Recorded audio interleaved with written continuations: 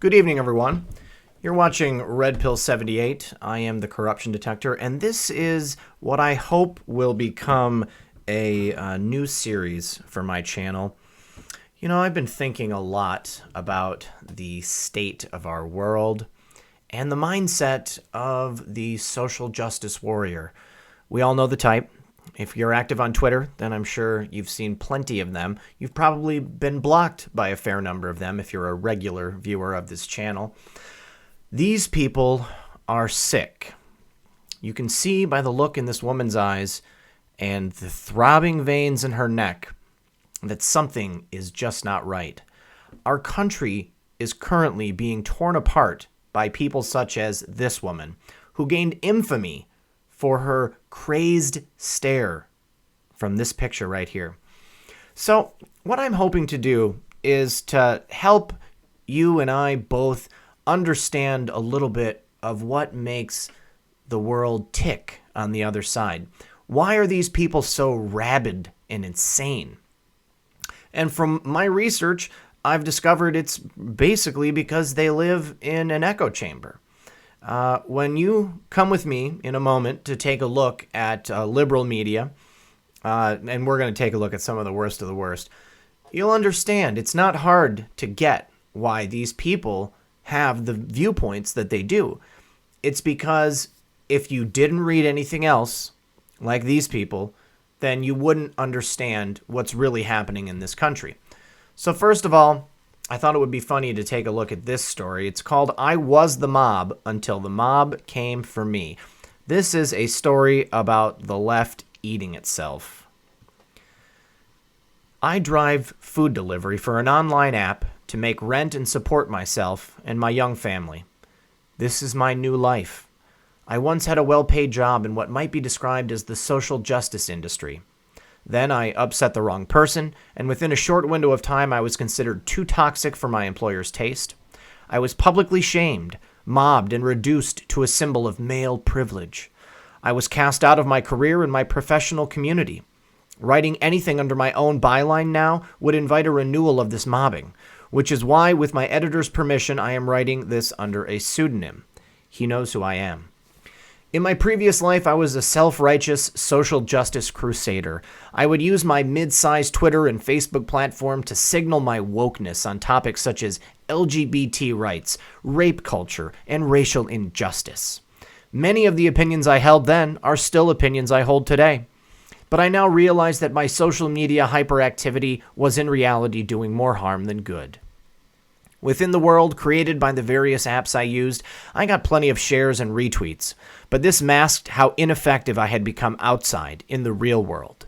The only causes I was actually contributing to were the causes of mobbing and public shaming. Real change does not stem from these tactics. They only cause division, alienation, and bitterness. How did I become this person? It happened because it was exhilarating. Every time I would call someone a racist or a sexist, I would get a rush. That rush would then be reaffirmed and sustained by the stars, hearts, and thumbs up that constitute the nickels and dimes of social media validation. The people giving me these stars, hearts, and thumbs up were engaging in their own cynical game.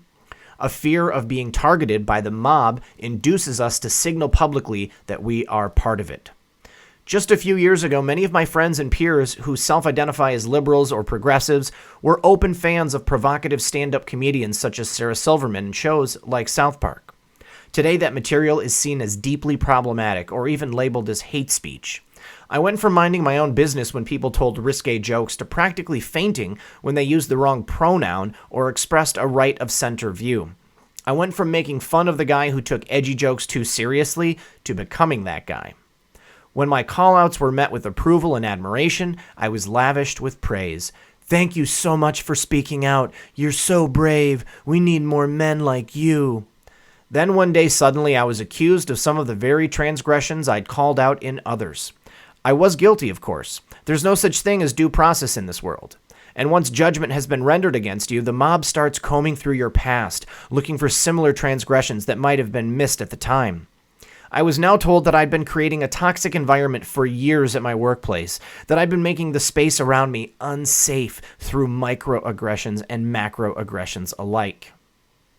Social justice is a surveillance culture, a snitch culture. The constant vigilance on the part of my colleagues and friends did me in. That's why I'm delivering sushi and pizza. Not that I'm complaining, it's honest work, and it's led me to rediscover how to interact with people in the real world. I am a kinder and more respectful person now that I'm not regularly on social media attacking people for not being kind and respectful. I mobbed and shamed people for incidents that became front-page news. But when they were vindicated or exonerated by some real-world investigation, it was treated as a footnote by my online community. If someone survives a social justice call-out, it simply means that the mob has moved on to someone new. No one ever apologizes for a false accusation, and everyone has a selective memory regarding what they've done. Upon reading John Ronson's 2015 book, So You've Been Publicly Shamed, I recently went back into my Twitter archives to study my own behavior. I was shocked to discover that I had actually participated quite enthusiastically in the public shaming of Justine Sacco, whose 2013 saga following a bad AIDS joke on Twitter forms one of the book's central case studies. My memory had told me different. In my mind, I didn't really participate. It was others who took things too far. In reality, the evidence shows that I was among the most vicious of Sacco's mobbers. Ronson describes a central problem with Twitter shaming. There is a disconnect between the severity of the crime and the gleeful savagery of the punishment. For years, I was blind to my own gleeful savagery. I recently had a dream that played out in the cartoon universe of my food delivery app, the dashboard software that guides my daily work life. The dream turned my workday into a third-person video game with my cartoon car standing in for me as a protagonist. At some point, I started missing some of the streets, and the little line that marks my trail with blue pixels indicated where I'd gone off-road. My path got erratic, and the dream became otherworldly, as dreams eventually do. I drove over cartoon sidewalks, then cartoon buildings, and cartoon parks. It's a two-dimensional world in the app, so everything was flat. Through the unique logic of dreams, I survived all of this, all the while picking up and dropping off deliveries and making money. In my dream, I was making progress. As my REM cycle intensified, my dream concluded. I was jolted from my two-dimensional app world and thrust back into the reality of the living world, where I could understand the suffering, carnage, and death I would have caused by my in-app actions. There were bodies strewn along the streets, screaming bystanders, destroyed lives, chaos. My car, by contrast, was indestructible while I was living in the app. The social justice vigilantism I was living on Twitter and Facebook was like the app in my dream. Aggressive online virtue signaling is a fundamentally two-dimensional app. It has no human depth. It's only when we snap out of it, see the world as it really is and people as they really are, that we appreciate the destruction and human suffering we caused when we were trapped inside. I think this is a great article because it really gets to the heart of what's going on in these people's heads. All right, so they are receiving justification. They're getting their validation from doing this stuff, and they do not consider someone's innocence. They have only the appearance of guilt, and therefore they go after them like rabid dogs, even going after each other. We've seen it. I have personally taken glee in watching these people go after each other. And, I think it's just desserts. I think it's only fair that they need to learn what this is like and what this is about. People are not perfect. People are going to say things, they're going to say things that are in poor taste, but that it should not be a life-ending incident in someone's life to make a stupid joke on Twitter. Either way, we're going to take a look also at some of the things that feed this behavior, the types of mental mindsets that cause people to be so angry and so certain of their innocence and their own justice, their own perverted sense of justice and what needs to take place in the real world. So come with me down a twisted path to the Huffington Post. So let's go right here on the Huffington Post. All the articles that discuss anything to do with the president or his administration are negative. This headline right here, clouds darken over Trump. Investigations into the personal and political mount for Trump. Alarming CNN graphics shows just how many investigations relate to Donald Trump. But what they don't tell you is that what's actually happening are these people are seeking anything that they can find to try to persecute our president. It's not that he's really done anything wrong, okay? They're going about it in a backwards way. Let's go ahead and take a look at the alarming graphic. Everything the president touches seems to turn to evidence. As it would if there was an unending investigation trying to go after him so that they could crucify him for anything that they could figure out was going on. Most people know Donald Trump is linked in one way or another to various investigations, whether it's the special counsel's Russia probe or the ongoing case against his charitable foundation. But to see it all in one place is another thing entirely. On CNN's New Day Saturday, hosts Victor Blackwell and Christy Paul put up a graphic showing every Trump-related entity known to be under investigation. It was disconcerting, to say the least. Here we have the Trump Transition Team. That's a new investigation. The Trump Campaign, the Trump Organization, the Trump Foundation, the Trump Inaugural Committee, the Trump Administration. The half-dozen entities includes the Trump Foundation, the Trump Organization, the Trump Presidential Campaign, the Trump Transition Team, the Trump Inaugural Committee, and the Trump Administration itself. President George W. Bush's ethics chief attorney, Richard Painter, joined the segment to urge Trump and his legal counsel to stop pretending these investigations are baseless and start negotiating some sort of plea deal. The president has serious exposure to criminal liability on all fronts, Painter said. They could very well send him to prison for a very long time if he does not work this out. Special counsel Robert Mueller and his team's investigation has already led to the conviction of Trump's former campaign manager Paul Manafort for nothing to do with the Trump campaign.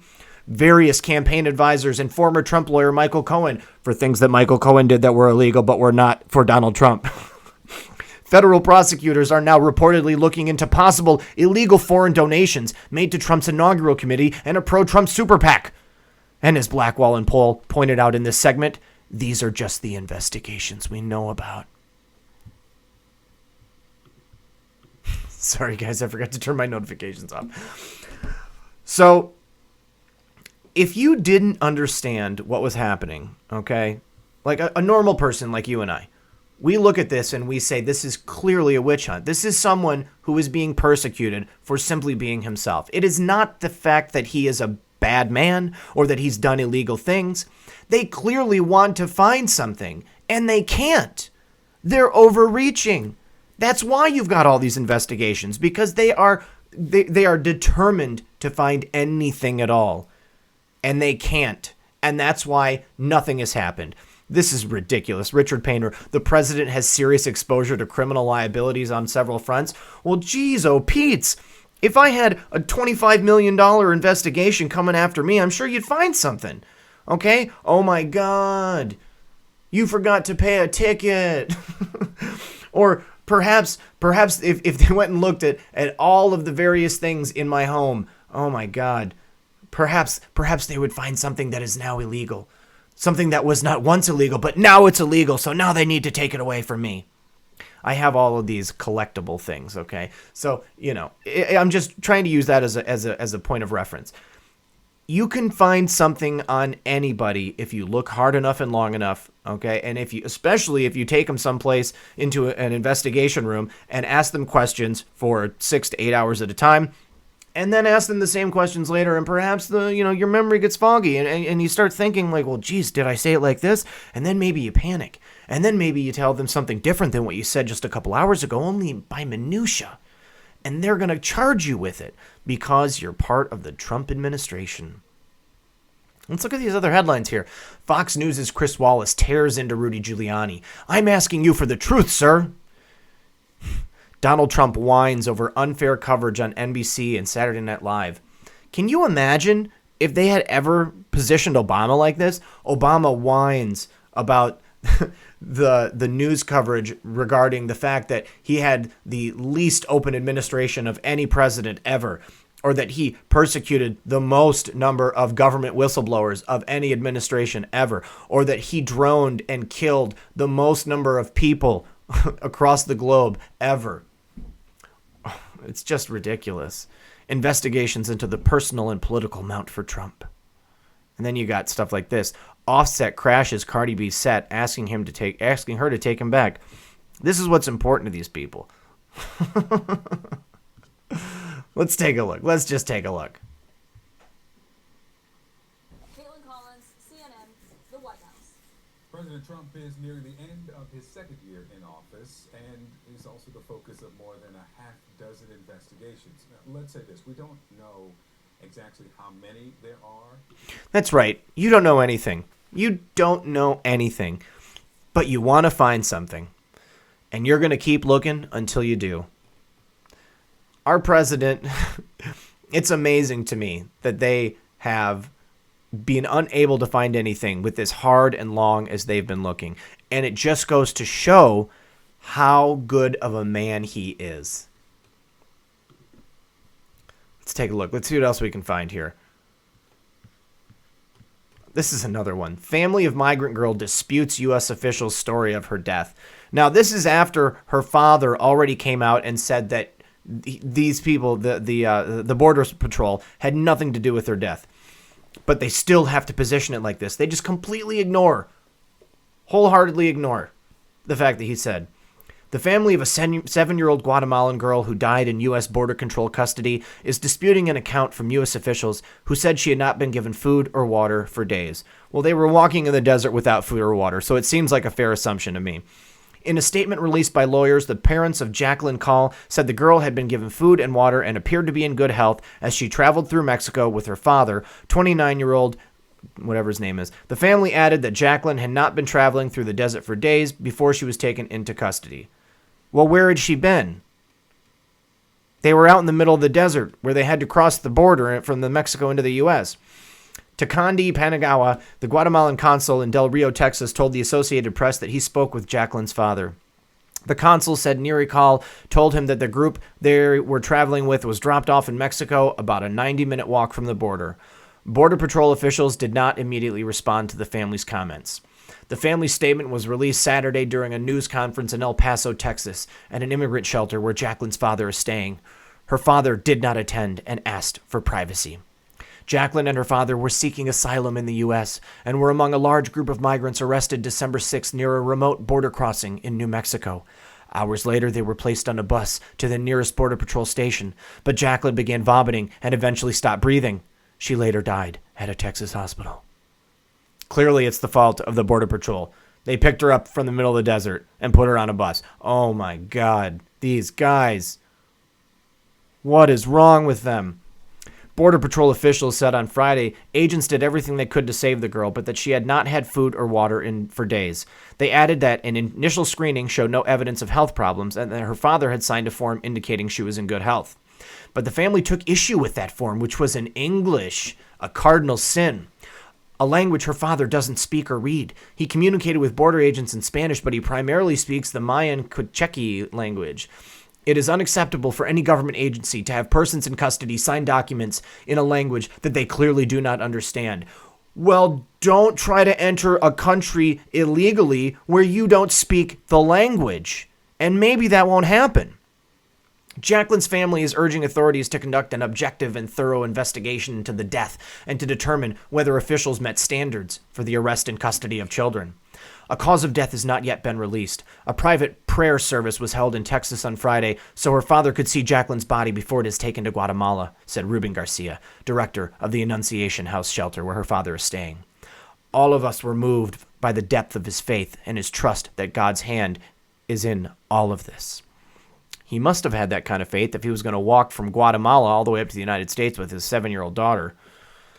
Now, lastly, I would like to take a look at the opinion section of Huffington Post. Granted, these are the opinions of these individuals, and they are entitled to have them. You know what they say about opinions. But look at the headings here. The Russians meddled in our democracy, but they had all American help. People read this, okay, and they think that it's fact. They don't realize it's an opinion. It's an opinion that they may share, so therefore it solidifies their worldview, and it makes them think that this is proof positive that there was some type of Russian collusion between the Trump team and Russia. Here's another one. Let's talk about impeachment. For what? What are we going to impeach our president for? For doing a good job? And then here, Jasmine Headley's arrest shows what America thinks of poor black women.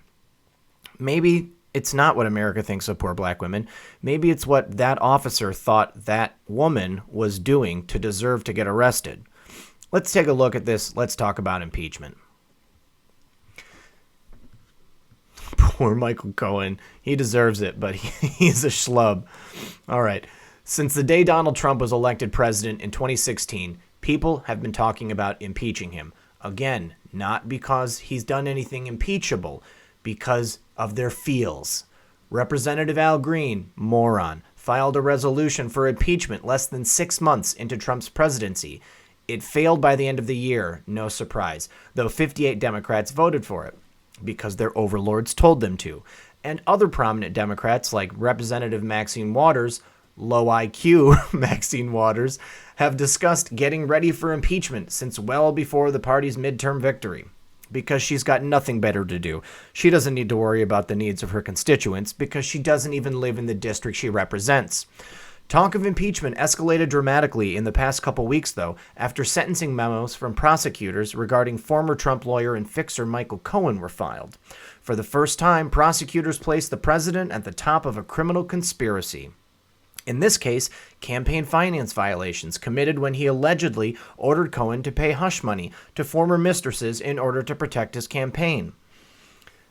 This is not a campaign finance violation, and there are no FEC violations or filings in alleging any violations. Michael Cohen pled guilty to a non-crime.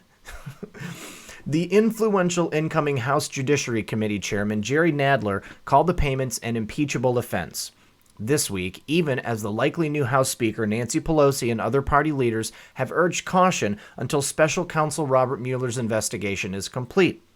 Some observers now believe it's inevitable that Trump will be impeached in their own minds, while Trump himself is now reportedly worried about the possibility. Not a chance. But what of Trump's conduct is actual cause for impeachment, and when should Congress pursue it? Never, because it doesn't exist. Unfortunately, there's so much confusion about the answers to these questions, again, because they're not real questions. These are just feels from people with mental illnesses, with conflicting answers given equal airtime. That different discussions seem to be based on completely different sets of assumptions. Again, assumptions, not actual facts. Trump supporters often demand to know what actual crime Trump has committed, which, despite the focus of the Cohen payments, is actually not quite germane. Donald Trump's presidency has brought the nation back to constitutional territory. Talk of impeachment, this time based on a wide range of alleged misconduct, including possible financial conflicts of interest, his presidential campaign's possible collusion with the Russian government to influence the election, obstruction of justice, threatening freedom of the press, encouraging the harassment of or prosecution of political enemies, and degrading the presidency, writes University of North Carolina distinguished professor Michael J. Gerhardt in his timely book, Impeachment, What Everyone Needs to Know. As he has often been the case in the past, conversations about impeachment largely reflect misunderstandings of how the Constitution works in this area. That's right, they have no idea of how the Constitution works, clearly. The most important thing that everyone needs to know about impeachment, Gerhardt says, is that there is a lot to learn. Especially, they'll have to learn about something illegal the president has done, and then they'll have to prove it. It's not a criminal prosecution. First off, the president doesn't need to have violated a federal law or any other law for the House to file impeachment charges and for the Senate to convict him. This has been further confused by ongoing media discussion about whether a sitting president can be indicted while in office, something about which there is considerable debate among legal scholars because the Constitution doesn't address it. And if he was indicted, then he could simply write himself a pardon. But he's not going to be indicted because he hasn't done anything indictable. The Justice Department has issued several memorandums on the subject over a period of decades, including the last one almost 20 years ago, which concluded that a sitting president cannot be indicted because it would unconstitutionally undermine the capacity of the executive branch. Incoming House Intelligence Committee Chairman Adam Schiff, Little Adam Schiff, recently said he believes it is constitutional to indict a sitting president and that the Justice Department should re-examine its guidance. Ultimately, it might take the Supreme Court to decide. And we've got that one locked up, guys. There's that poor schlub. And a hero, American hero, General Flynn. But again, criminal charges are a separate matter from impeachment. Presidents can be impeached for actions that are in fact a violation of law, though it doesn't mean they always should be impeached for those instances. And they can also be impeached because they've believed to have abused their power, even if a criminal charge doesn't apply.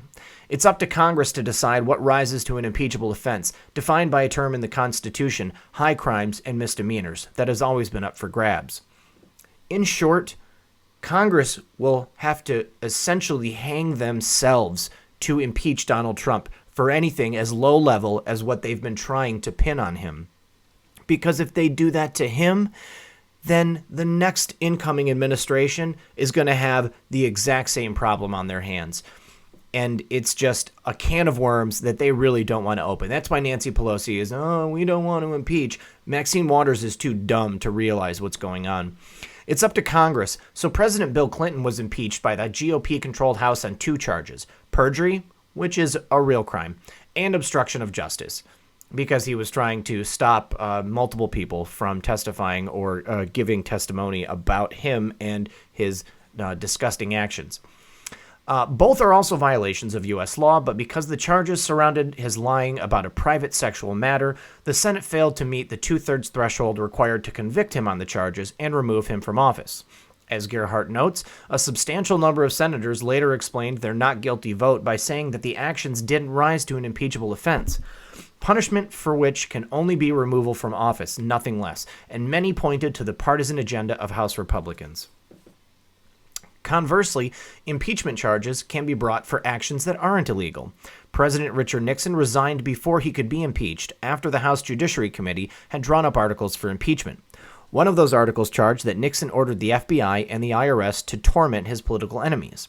A president directing the heads of agencies to take various actions is not illegal, but like Trump calling for investigations of his political enemies, it was certainly an abuse of power, which the House Judiciary Committee at the time believed to be an impeachable offense. This is completely different because Donald Trump is calling for investigations into people who have committed heinous acts, actual horrible illegal things. They have done awful, awful things, and they should not be in power. And the fact that he is asking for them to be investigated is proof of his merit and worth as a human being, because anyone with half a brain looks and sees what has taken place with Hillary Clinton, with James Comey, all of these different individuals. And it's a no-brainer, okay? Of course they should be investigated because they've done awful, awful things. Thus, when Trump and his supporters claim collusion is not a crime, it's not. Under U.S. law, it's largely irrelevant whether it's true or not. A presidential campaign conspiring with a foreign power that interferes on its behalf in an election rises to the level of impeachment if the Congress says it does. But he hasn't done that. That never happened. This is a witch hunt. The Democrats are the ones who colluded with the Russians, if anyone. A laundry list of charges. Even if Trump isn't shown to have conspired with Russia on election interference, his repeated lies to the American people about his connections to the Kremlin while he worked with Russia on a personal business project, the Trump Tower in Moscow, well into the campaign, could rightly be viewed as an impeachable offense. Except that never happened. Michael Cohen sent emails to an inbox that never responded to him. Okay? Trump doesn't have ties to Russia. Not true. Does not have ties. No truth to this garbage put forth in this article masquerading as news. And even before the Cohen filings made the timeline of that deal clear, Trump's calls for better relations with the Russian government, including lifting sanctions and changing American policy in Ukraine, could be viewed as an impeachable case of putting his own self-interest before the United States. Or perhaps he just wants to avoid World War III and make relations with Russia, one of the other most powerful nations in the world, better for all of us. Nuclear war is not good for anyone, be they Russian or American. Then there are violations of the Emoluments Clause and Trump taking gifts in the form of patronage by diplomats at his hotels and other properties from foreign governments, benefiting his businesses with policies he put in place, such as the massive tax law, possibly allowing foreign governments to pay for preferential treatment and policy decisions, possible human rights abuses by the Department of Homeland Security at the border, attacking the free press, directing his agencies to investigate his political enemies, and a slew of other things. Garbage, garbage, lies, and more garbage. To reiterate, Trump could face civil or even criminal penalties on some of these actions, and on several lawsuits are ongoing, now or later. But that would be separate from the question of impeachment. Never happen. Will never happen. This also helps to clarify why it's better, as some pundits and politicians have counseled, to wait until many of these issues are made clearer via Mueller's report, as well as via public lawsuits and investigations by the incoming Democratic-controlled House. Those may well shift public opinion further toward impeachment and add even more options to the list of possible charges. Won't ever take place. Trump is the most popular president that has ever been in office. He's also the most reviled president to ever been in office, but that's because the people that are reporting the news and the people who are loudest on the internet, like the gentleman we spoke about in the first segment of this story, are just the loudest. And they are not being censored in the same way that we are. It's ultimately politics. The last point is that gets to the fact that there will always be a political dimension to impeachment, which was baked into the process by the founders. Gerhardt notes that there were calls to impeach George W. Bush over the reckless Iraq War, but Democrats thought better of it, as they are now. Conversely, some Republicans might have been zealous about the idea of impeaching Barack Obama for what they saw as abuses of power, which were, but the American people were nowhere near in agreement on that. So Democrats are right to think strategically about their approach, even if Trump has already given them more than enough cause. Not only should there be further investigation by House Democrats in the next year, so they have the most compelling case possible, it's also best to move toward impeachment close, but not too close to the 2020 elections. They're trying to use that as an ace in the hole. But the thing is, Trump is the best president we've ever had. Trump has done so much good for this country. They cannot impeach him because the American people would revolt. Not all of them, but a good number of them. We voted for Donald Trump. We wanted him in office. We knew that he was going to do his job. Promises made, promises kept. Thank you, Mr. President. God bless Donald Trump. It's no wonder these people are so mentally ill from reading drivel like this. The conventional wisdom that the Senate will never vote to impeach is a bit overrated. Depending on how numerous and serious the charges are and how much various senators are worried about their 2020 and even 2022 re-election campaigns, anything can happen. Well, no, it's not going to happen. Already, Republicans Cory Gardner of Colorado, Susan Collins of Maine, and Tom Tillis of North Carolina are prime targets for Democrats in 2020 based on the 2018 midterms. No one thought Texas's John Cornyn would have a competitive race until Beto O'Rourke came close to toppling Ted Cruz. The midterms also showed us that Senate elections in Georgia and even Kansas could be close, and that Democrats can now win in Arizona. Republicans can take little for granted, as Robert Kuttner noted in a HuffPost column last week. Again, more coverage on possible impeachment. The case for impeaching Trump is so overwhelming that it will put the 10 Senate Republicans with vulnerable seats in 2020 or 2022 in an awkward position. And others, even relative loyalists, may decide that the time has come to trade in Trump for Vice President Mike Pence. Relations between the Republican Senate and Trump are nothing if not opportunist, cynical, and transactional. Outgoing Democratic Senator Claire McCaskill had the same idea when she told The New Yorker that Mitch McConnell will stand with Trump as long as it is in the interest of the majority of the Senate. Impeachment looks like it will be an action for House Democrats to pursue, no matter what the outcome in the Senate, because it's the morally right thing to do and justice will demand it. Trump might also resign like Nixon rather than face the music. And the debate and discussion in the House will be enlightening so that the American people can make informed decisions in the 2020 election. Trash. None of that is ever going to take place, okay? If the Democrats try to impeach Trump, they will fail. Donald Trump loves this country, okay? He loves us, the people of this country. He was our last hope to take our country back. And if these people try to take that away from us, it's not going to be pretty. Well, I hope that this was an illuminating experience for all of you in the same way that it was for me. Let me know what you think in the comments below. Do you maybe want me to do like one episode a week, taking a look at the liberal mindset to see what kind of garbage they're pumping out? And if maybe, it'll help us in coming up with arguments and showing our position in a better light. I don't know. Let me know what you think. Thank you so much for watching. Please like, share, and subscribe. And everyone, good luck in all future endeavors.